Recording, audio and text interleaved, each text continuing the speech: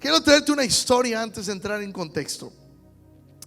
Cuenta una historia acerca de una rana, para no desviarnos un poco de estas historias. Cuenta un cuento que había una rana muy famosa, que era la mejor cocinera de todo el pantano, y tenía un restaurante. Entonces esta rana, en su restaurante, que era muy selecto, llegaban todas las ranas y todos los sapos comelones de alrededor.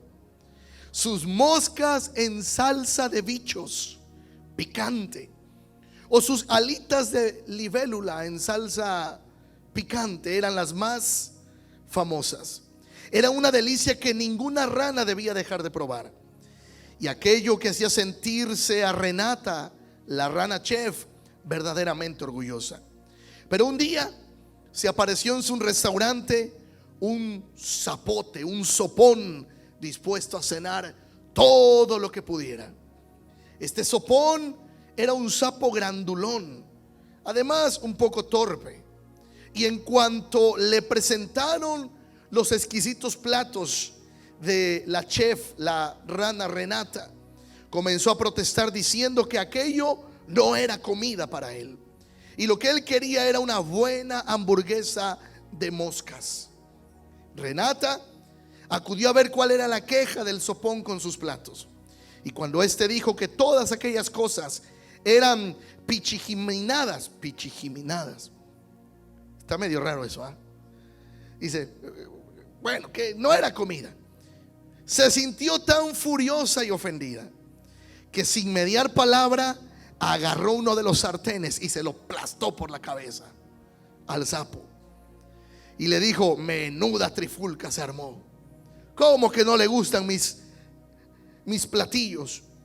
A pesar de que Renata enseguida se dio cuenta de que tenía que haberse controlado, de que tenía que haber controlado sus nervios y su ira, comenzó a pedirle disculpas al sopón después de haberle arrimado tremendo golpe con el sartén.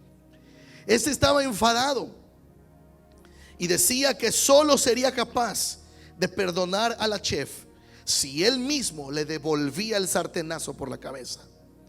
Todos trataban de calmarlo, a sabiendas de que con la fuerza que tenía el sapón y la pequeñez de la rana, el sartenazo le podría hacer perder la cabeza. Y como Sopón no aceptaba las disculpas y Renata se sentía tan mal de haberle dado el sartenazo, Renata comenzó a hacer todo para que le perdonara. Le dio una pomada especial para el golpe, le sirvió una exquisita agua de los charcos de alrededor, e incluso le preparó una estupenda hamburguesa de moscas. Pero Sopón quería devolver el golpe como fuera para quedar en paz, y ya estaban a punto de no poder controlarle cuando apareció un anciano, un sapo anciano que iba caminando con la ayuda de unas muletas. Dice, y entonces le dijo él: espera, Sopón, dijo el anciano, podrás darle el sartenazo a la chef cuando yo te rompa la pata. Recuerda que yo también ando en muletas por tu culpa. El Sopón se quedó paralizado. Recordaba al viejo que caminaba con las muletas. Había sido su profesor, pero un día este niño se metió en problemas y el profesor, al quererlo salvar, perdió una pata. Su viejo profesor simplemente le recordaba todo aquello que había ocurrido. Entonces el Sopón se dio cuenta de que estaba siendo muy injusto con Renata. Todos, incluso él mismo, cometemos errores alguna vez, y devolver golpe por golpe, daño por daño, no hacía más que más daño. Así que aunque le dolía la cabeza y pensaba que a Renata se le había ido la mano con el sartén, al verla tan arrepentida y haciendo todo para que le perdonase, decidió perdonarle. Entonces todos pudieron dedicar el resto del tiempo para reírse de las historias y saborear una rica hamburguesa de moscas. La moraleja de esta historia es que la acción del sapo le llevó a que recibiera un sartenazo. Y él decía que solamente iba a perdonar a menos de que él pudiera dar el mismo sartenazo por la cabeza. Pero se apareció este viejo sapo en muletas y le dice: tú le podrás dar ese sartenazo cuando yo te rompa la pata a ti, porque recuerda que mi pata está rota a causa de que un día yo te salvé la vida. Y yo creo que en estos tiempos, iglesia, cada uno de nosotros vivimos momentos en los que tenemos que perdonarnos los unos a los otros y buscar que no devolvamos mal por mal, sino que podamos verdaderamente tener del Señor la paz. Porque dice la Biblia que si tú y yo no perdonamos a los demás las ofensas, Dios no nos puede perdonar a nosotros nuestras ofensas. Y hay una historia que quiero entrar en contexto para este día, porque creo que es importante que entendamos nuestra responsabilidad que tenemos como padres y como hijos de Dios. Y yo quiero que usted grabe en su mente esta frase: no te distraigas porque te pueden robar el arca. Dile a alguien: no te distraigas porque te pueden robar el arca. Narra la historia en el primer libro de Samuel que había en los tiempos de Samuel, antes de que Samuel naciera, había un hombre que tenía su mujer, pero su mujer no podía dar a luz. Esa mujer llegó un día al templo y comenzó a orar, a clamar, a derramar su alma delante del Señor. Y dice la Biblia que esta mujer, al estar clamando en voz baja, el sacerdote la miró y la tuvo por borracha. Se acerca a ella y le dice: mujer, digiere ya tu vino. Y ella le dice: mi señor, no estoy borracha, lo que pasa es que tengo angustia de mi espíritu. El sacerdote le dice: bueno, si estás así, que el Señor te conceda la petición de tu corazón. Al tiempo, la mujer concibió, dio a luz después del tiempo natural. Y dice la palabra que un día ella y su esposo iban a subir al templo para ofrecer sus presentes a Dios. Pero ella le dijo: no, yo no voy a subir hasta que el niño esté destetado, ya esté en una edad para que pueda entonces ser dejado en el templo. La Biblia dice que esta mujer llamada Ana dejó a su hijo, a quien le puso Samuel, a cargo del sacerdote Elí. A partir de entonces Samuel comenzó a vivir en el templo, comenzó a estar en el templo. Pero llegó una ocasión que Samuel, durmiendo, dice la Biblia que escuchó una voz que le dijo: Samuel, Samuel. Y él se levantó y fue al sacerdote y le dijo: heme aquí, ¿para qué me has llamado? Y él le dice: no te he llamado. Vuelve a pasar lo mismo la segunda vez: Samuel, Samuel. Va al sacerdote y el sacerdote le dice: no, yo no te he llamado. Por tercera ocasión sucede lo mismo: Samuel, Samuel. Y él vuelve con Elí. Y dice la Biblia que fue entonces, hasta la tercera vez, que el sacerdote se dio cuenta que era Dios quien quería hablar con Samuel. Pero me llama la atención que ya Samuel tenía tiempo ministrando en el templo. Primera de Samuel capítulo 3 versículo 1 dice la palabra: y el joven Samuel ministraba a Jehová en presencia de Elí, y la palabra de Jehová escaseaba en aquellos días, y no había visión con frecuencia. Me llama la atención que Samuel ministraba la presencia de Dios ya con el sacerdote Elí. Y él, ministrando la presencia de Dios, no había tenido un encuentro con la presencia de Dios. Samuel ministraba al lado del sacerdote, pero el sacerdote no le había instruido cómo escuchar, cómo tener una comunión con Dios, una comunión con el Espíritu de Dios, con el Espíritu Santo.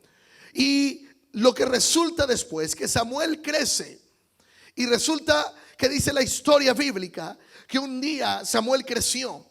Elí estaba todavía al frente del sacerdocio y estaba Elí ministrando en el templo, pero varias veces me encuentro con la palabra que dice que Elí lo que hacía como sacerdote, dice la Biblia que él simplemente agarraba una silla y se ponía a las afueras del templo, sentado afuera del templo, y ahí se la pasaba Elí sentado afuera del templo. Yo pregunto, ¿por qué Elí en lugar de estar ministrando en la presencia de Dios, se acostumbró a estar sentado afuera. Llegó un momento que Elí ya no disfrutaba la presencia de Dios como antes. Se acostumbró tanto a ver la manifestación de Dios que luego dejó la manifestación de Dios y mejor se la pasó afuera en el templo. Elí estaba en la parte de afuera y se daba cuenta de todo lo que pasaba afuera. Llegó un momento en que el pueblo de Dios fue atacado por los filisteos. Y dice la Biblia que entonces fue cuando Elí comenzó a clamar, comenzó a orar. Y el pueblo le decía, oren.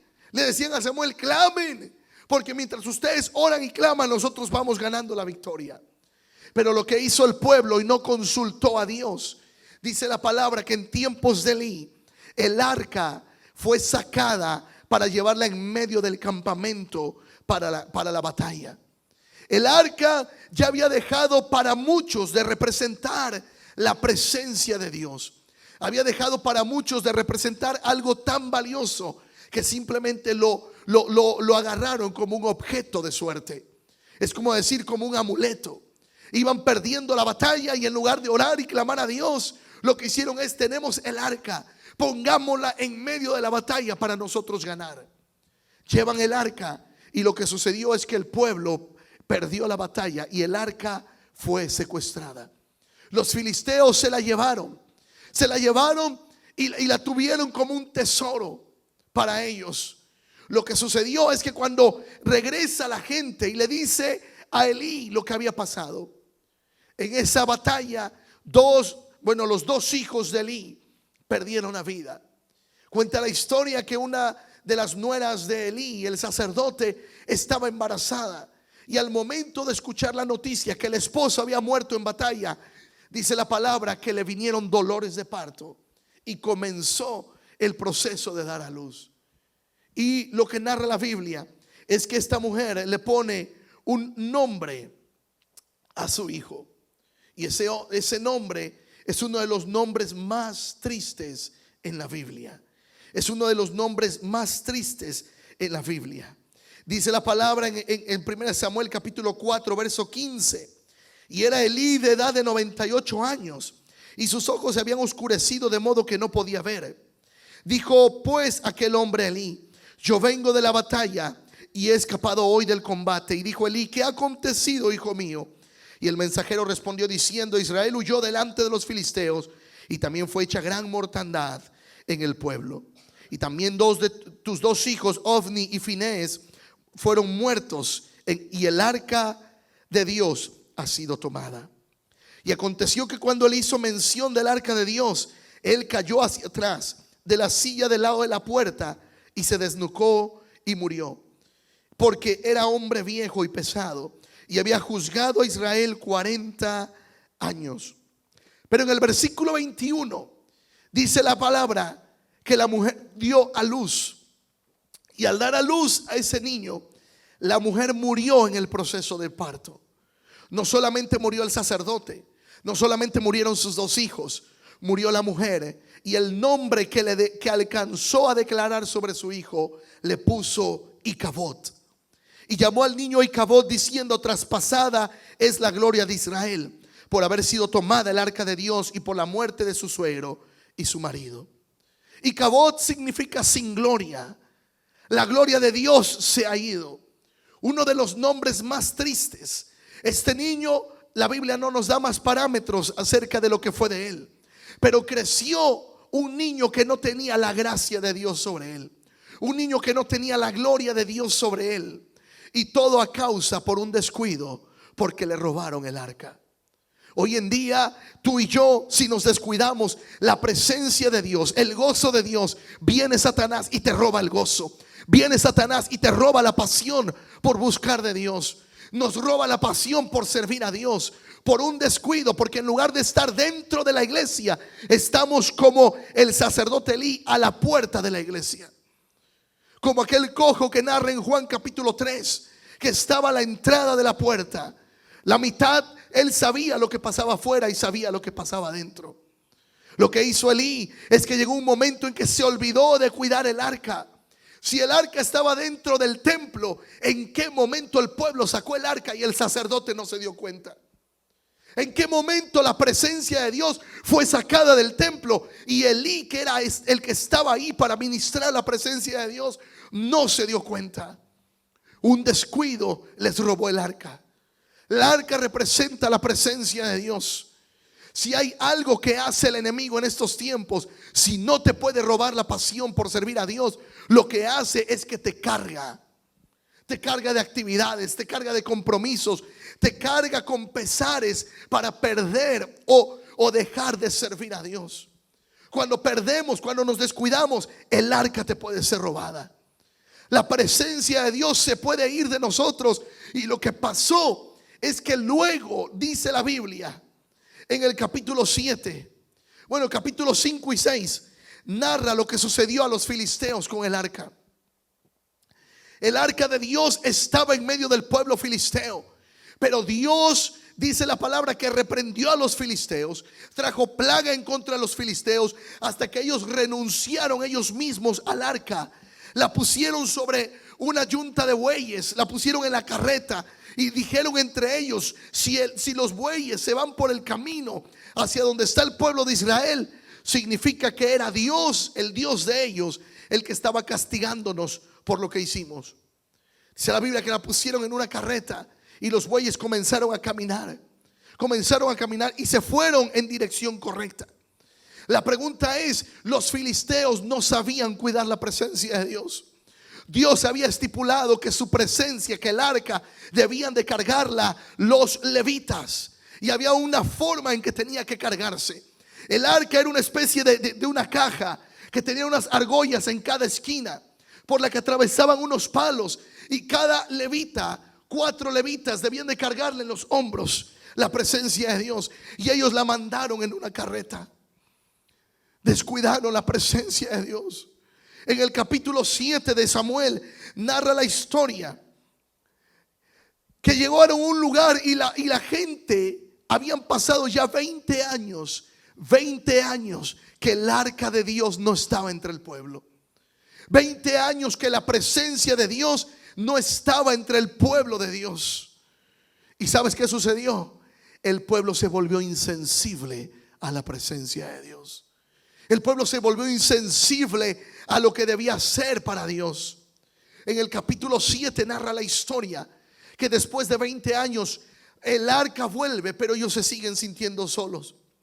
Dice: vinieron los de Kiriat Jearim y llevaron el arca de Jehová y la pusieron en casa de Abinadab, situada en el collado, y santificaron a Eleazar su hijo para que guardase el arca de Jehová. Desde el día que llegó el arca a Kiriat Jearim pasaron muchos días, 20 años, y toda la casa de Israel se lamentaba en pos de Jehová. Mira la diferencia.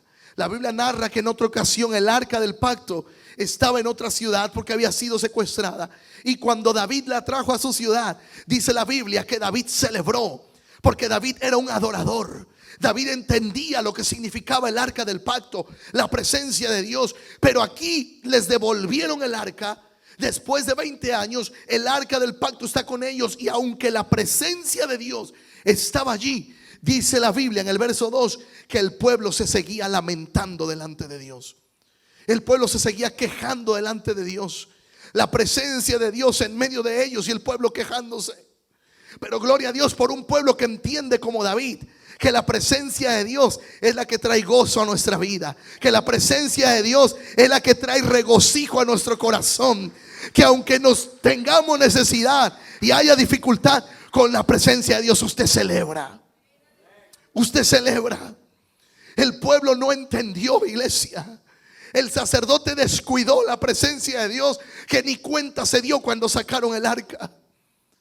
Pero dice la palabra que Dios levantó un Samuel. Dios levantó un Samuel. Y gloria a Dios, porque Dios levanta Samueles hoy en día. Tal vez no te llamas Samuel, pero hay Samueles que aman la presencia de Dios. Hay Samueles y Samuelas, si valga el término, que dicen: yo entiendo el valor de la presencia de Dios. Que me falte todo, dice una canción, pero que no me falte su presencia. Gente que dice: yo sé lo que es estar en un Icabod. Yo no sé cuántos han pasado Icabods en su vida, pero me ha tocado pasar Icabods en mi vida, donde por tiempo he visto la gloria de Dios, la manifestación de Dios, pero hay un momento en un desierto donde la presencia de Dios no la sientes como la sientes en otros tiempos. Y dice: Señor, ¿qué está pasando? ¿Qué hice mal que no estoy sintiendo tu presencia? Y Dios no prometió que siempre íbamos a sentir su presencia. Él prometió que siempre iba a estar con nosotros, que siempre iba a estar con nosotros. Así que nuestra responsabilidad es seguir orando aunque no sientas en ese momento la presencia. Seguir confiando aunque no tengas la manifestación de Dios en ese momento, porque Él prometió estar con nosotros todos los días. Y Dios levantó a un Samuel. Dice la palabra en 1 Samuel 7:6. Y se reunieron en Mizpa y sacaron agua y la derramaron delante de Jehová. Y ayunaron aquel día y dijeron allí: contra Jehová hemos pecado. Y juzgó Samuel a los hijos de Israel en Mizpa. Lo primero que hizo un pueblo arrepentido, que perdió la comunión con la presencia de Dios, fue ayunar y arrepentirse. Y dice la Biblia que Dios levanta a Samuel para levantar un sacrificio. Verso 9. Y Samuel tomó un cordero de leche y lo sacrificó entero en holocausto a Jehová. Y clamó Samuel a Jehová por Israel, y Jehová le oyó. Jehová le oyó. Lo primero que hicieron fue arrepentirse. Lo segundo que hicieron fue consagrarse.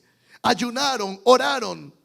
Lo tercero es ofrecieron sacrificio a Dios, y Dios los perdonó. Y mira lo que dice el verso 12. Y tomó Samuel una piedra y la puso en Mizpa y Sem, y le puso por nombre Ebenezer, diciendo: hasta aquí nos ayudó Jehová. Cuando hay arrepentimiento, cuando hay consagración, cuando hay un holocausto a Él, un sacrificio en ayuno, en adoración, el Señor perdona, y el arca del pacto vuelve a crear ese gozo y ese regocijo en nuestro corazón.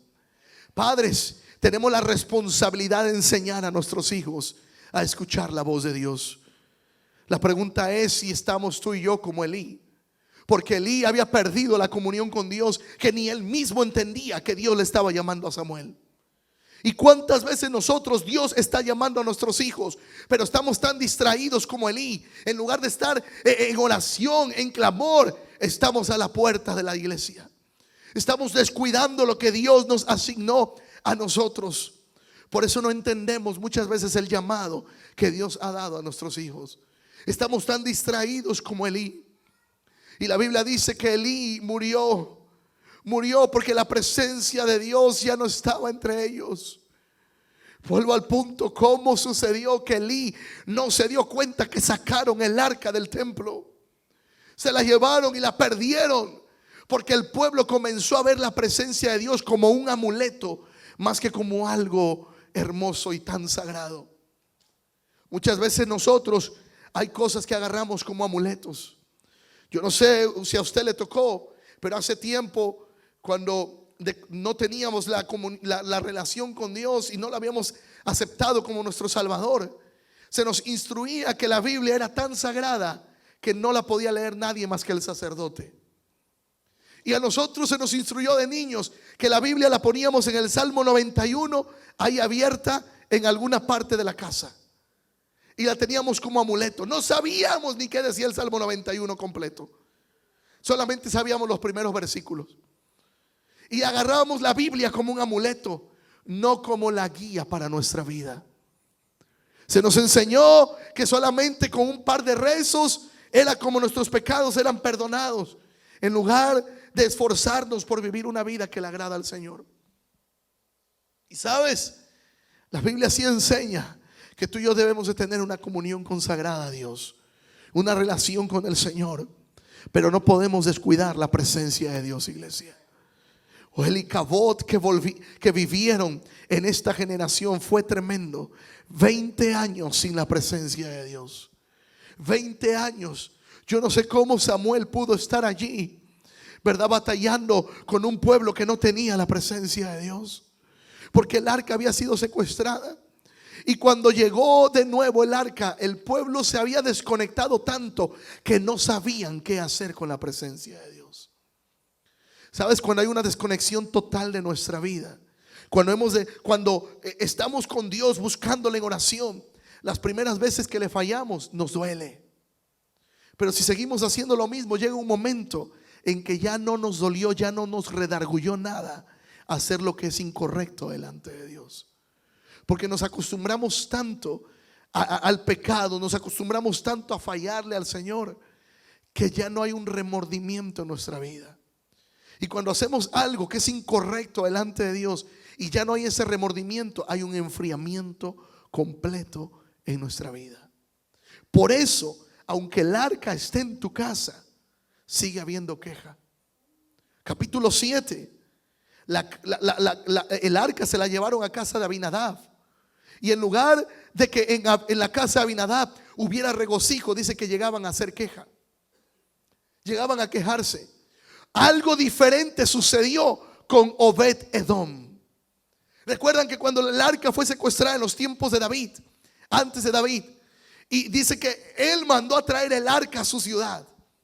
Pero en el trayecto el arca se estaba cayendo. Otra vez ahí vemos que la pusieron en una carreta. Se intentó caer y uno de ellos agarró el arca para que no se cayera y murió en el camino. Por eso el arca tuvo que reposar un tiempo en la casa de Obed-Edom. Pero a diferencia de la casa de Abinadab, en la casa de Obed-Edom, dice la palabra que el arca en la casa de Obed-Edom les hizo prosperar.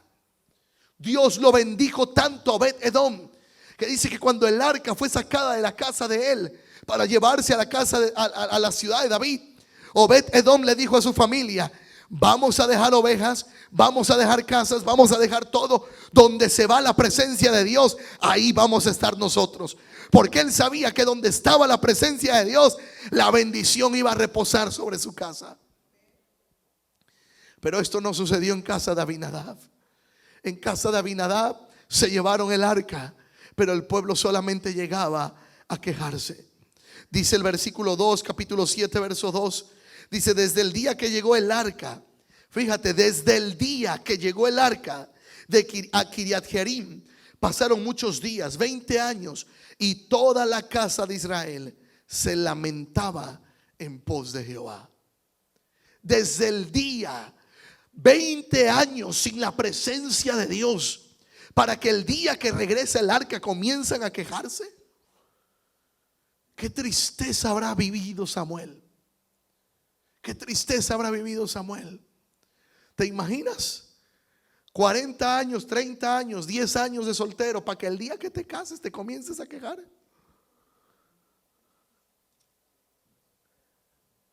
No, 20 años sin tener algo, para que el día que lo tenemos nos comencemos a quejar. El pueblo de Israel se comenzó a quejar. 20 años sin la presencia de Dios. Y termino con esto: 20 años sin la presencia de Dios, y el arca del pacto regresa, y lo único que hizo el pueblo fue quejarse. Iglesia, estamos en este año 2022, año de ensanchamiento, y yo te pregunto: ¿qué vas a hacer tú con la presencia de Dios? ¿La vas a valorar?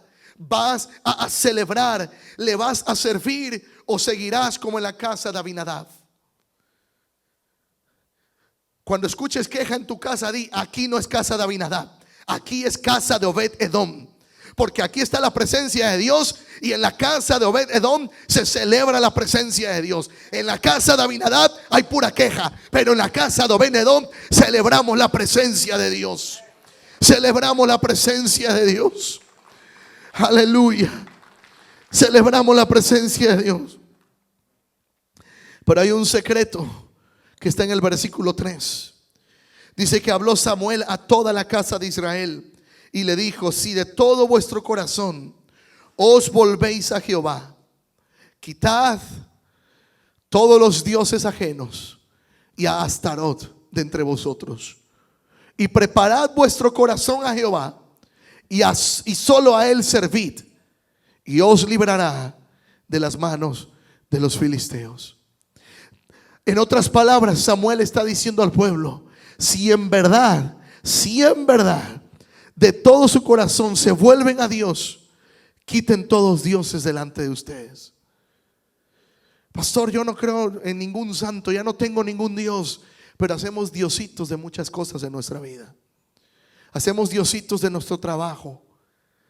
Le damos más importancia, y no es que no la tenga, porque la Biblia también dice que el que no trabaja, que no come, ¿verdad?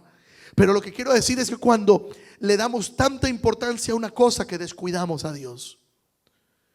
Tú puedes salir a tu trabajo en la mañana y haber tomado tiempo para orar y decir: Señor, gracias por el trabajo que me das.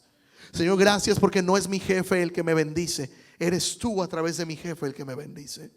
Eres tú a través de la compañía donde trabajo, donde recibo la bendición. Pero dice: quiten de vosotros todos los dioses ajenos.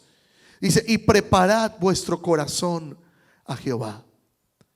Hermano, hermana, esta decisión es personal. La decisión es personal. La salvación es personal. Dice la Biblia que debemos de observar los lirios, cómo crecen. Y un lirio, si usted estudia un poco acerca del lirio, un lirio puede crecer en medio de aguas negras. Pero aunque crezca rodeado de aguas negras, aunque crezca rodeado de maleza, la flor del lirio es blanca. Es tan blanca que el alrededor no mancha su pureza. Puedes rodearte de quejas, puedes rodearte de sentimientos contrarios a la voluntad de Dios, pero es tu decisión preparar tu corazón para servir a Dios.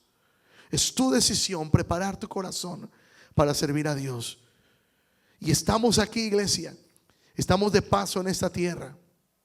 Aún los que estamos casados, estaremos casados en esta tierra, si Dios lo permite, 50, 60, 70 años, quizá. A lo mejor menos, pero allá estaremos una eternidad con el Señor. Lo que pasa, iglesia, que aunque aquí estemos matrimoniados 30, 20, 50 años, la salvación es personal. La salvación es personal, porque allá arriba ni le vas a conocer, ni le vas a decir: ¿te acuerdas que allá en la tierra? ¿Qué haces aquí si tú allá en la tierra?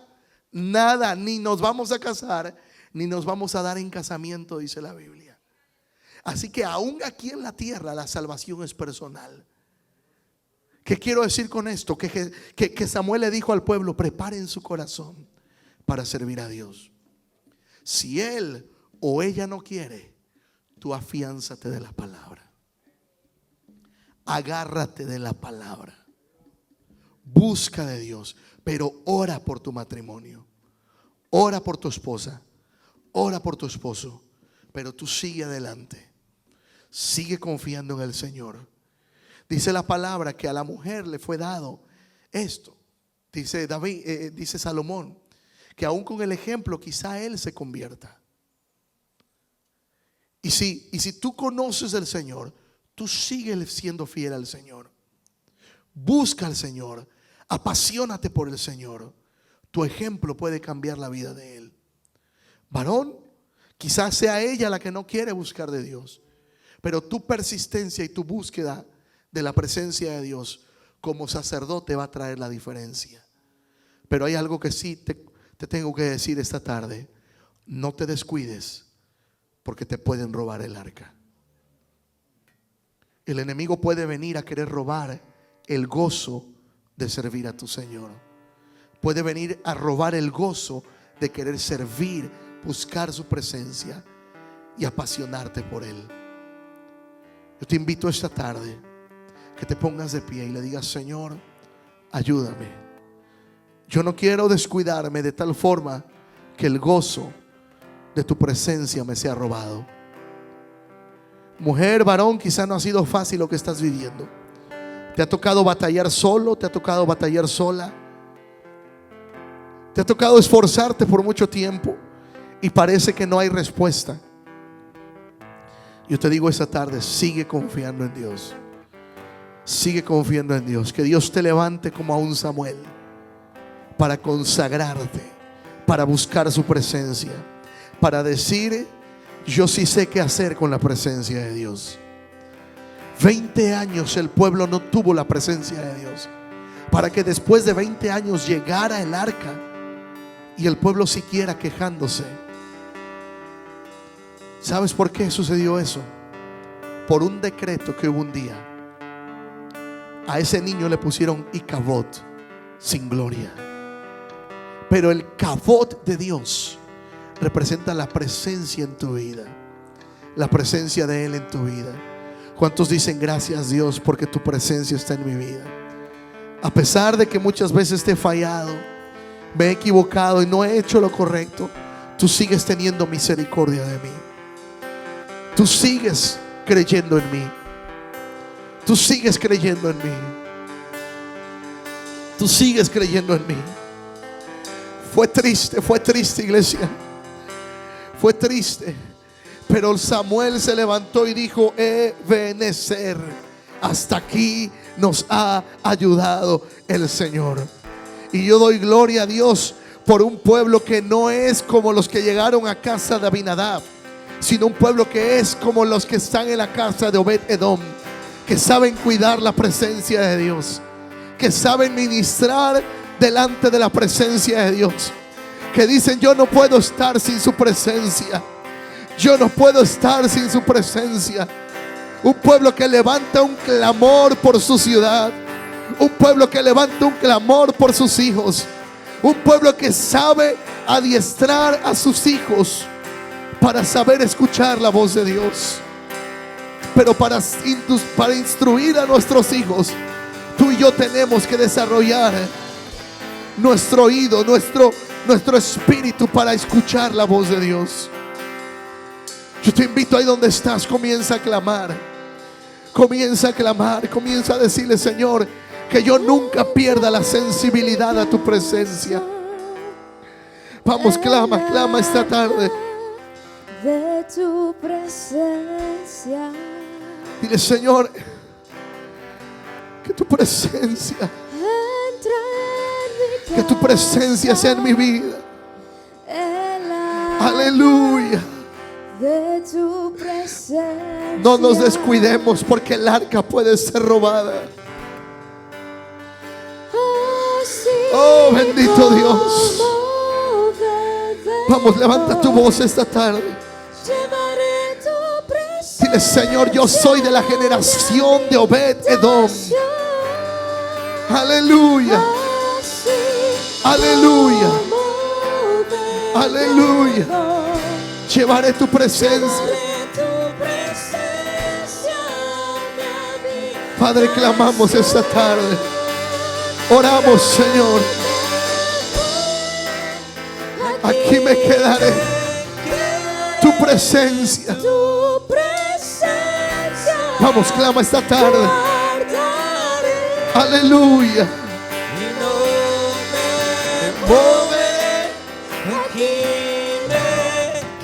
Tu presencia. Guardaré. Aleluya. Lo que sucede, iglesia, cuando hay un corazón que por tiempo no ha tenido una comunión íntima con el Señor, sucede en ese corazón lo que dice Samuel 7. Solo hay queja, pero no hay ganas de servirle al Señor.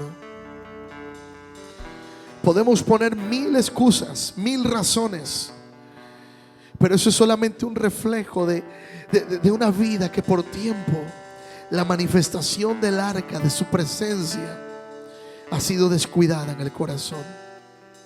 Porque cuando hay una comunión con su presencia, hacemos lo que dice Pedro: Señor, ¿a quién iremos si solo tú tienes palabras de vida eterna?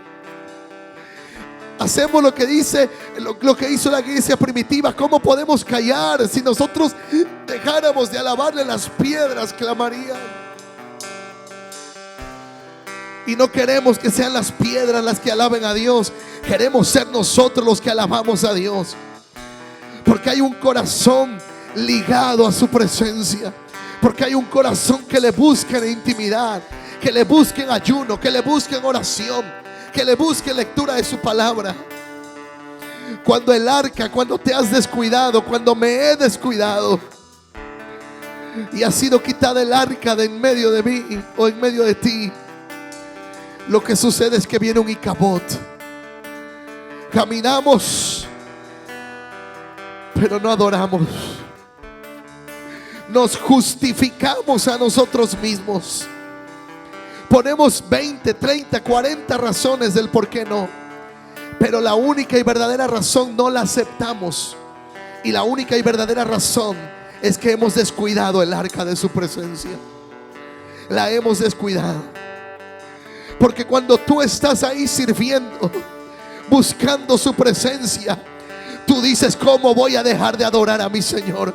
¿Cómo voy a dejar de servir a mi Dios si Él ha sido tan bueno conmigo? Cuando hay la comunión con su presencia, cuando hay la búsqueda de su presencia, tu corazón arde, arde, arde. Dices como en la iglesia primitiva: Señor, permítenos que con denuedo podamos hablar tu palabra. Permítenos que con denuedo podamos hablar tu palabra, podamos testificar de ti. Pero un corazón que ha descuidado la presencia de Dios es un corazón que no quiere, justifica, da 20 razones del por qué no, pero la razón es que ha habido un descuido. Y hoy repetimos lo que dice David, lo que dice Samuel en el versículo 3 del capítulo 7. Preparen vuestros corazones, preparad vuestro corazón para servir a Dios. Preparad vuestro corazón y servirle solo a Él. Cuando hay agradecimiento en el corazón, hacemos lo que hizo esa mujer, que llegó y derramó el frasco de perfume y después comenzó a servirle. Hacemos lo que hizo la samaritana. El Señor le perdona el pecado y ella comenzó a predicar por Samaria. Abrió camino para los que vendrían tras de ellas, predicando la palabra en Samaria.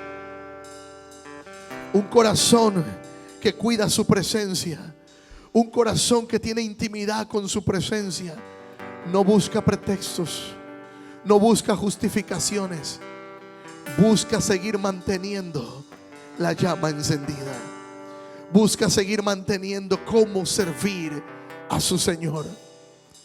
Porque finalmente el mayor ejemplo que Jesús nos dio, dijo: yo no vine a ser servido, yo vine a servir.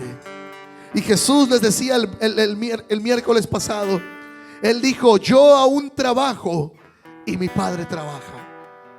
Un corazón apasionado por su presencia desea en todo momento agradar a su Señor, desea en todo momento servir a su Señor de una u de otra manera. Mantén la llama encendida. Mantengamos la llama encendida. Mantengamos la llama de su presencia encendida en nuestros corazones.